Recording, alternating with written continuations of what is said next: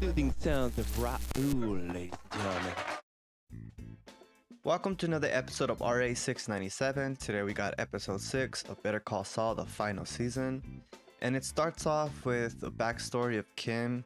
I mean, they try to psych us out, but seeing Kim's mom previously, and her having a few drinks, picking her up late from school, and her not wanting to get in the car because she wants to do the right thing and prefers to walk home, to us to believe that Kim's mom is a honest person with morals and values.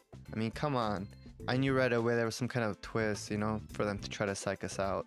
But I know that this flashback is supposed to show us the birth of Kim's alter ego, her dark side, which explains why she's attracted to Saul in the first place, and how she's running the show now. And even though Saul's not comfortable with this Howard scheme, he's going along with it just to keep her happy. That I wonder what's going to happen at the end.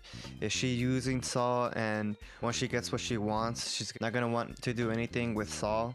All she wants is that money. I enjoyed this episode more than the previous two.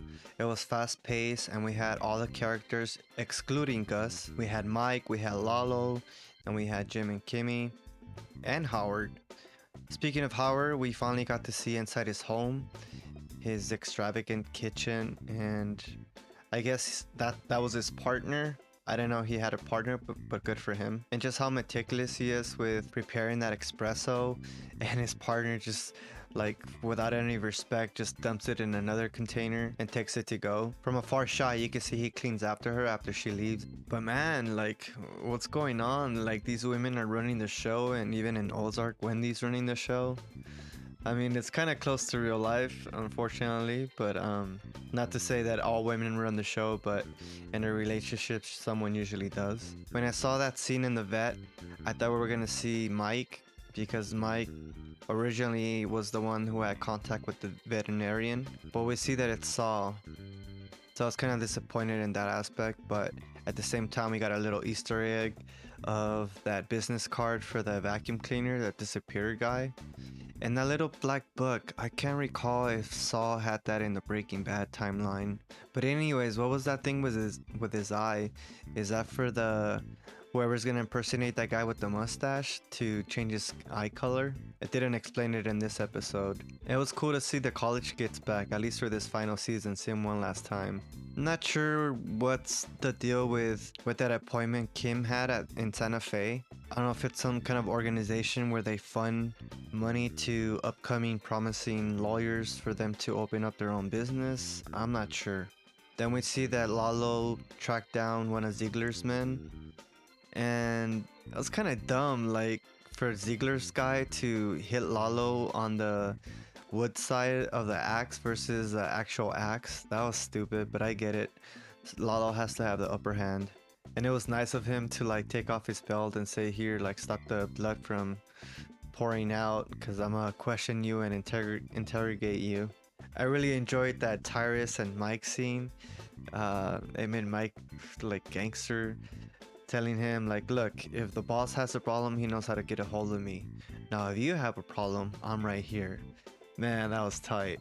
But this is kind of stupid for Kim to blow off her Santa Fe appointment because she wants the D-Day thing to happen. It has to be today. I mean, is she really... What's her end game? She wants that money, that settlement to just be over with? Ooh, cash make the coochie go woo woo. Or just to finish something she started?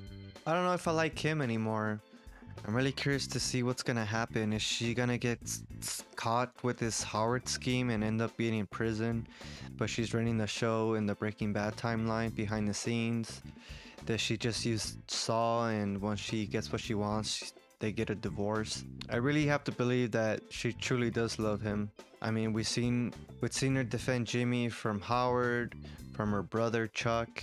Well, we got one more episode before we take a break, and I'm hoping that the writers save the best for last, for us to see that resolution between Gus and Lalo. And although I heard Bob Odenkirk said it's not gonna be like gun blazing type of season, more of a story twist, I'm still hoping there's some action in the second half, and finally get to see Gene's timeline and see his ending. You know, what happens in the aftermath of Breaking Bad for him.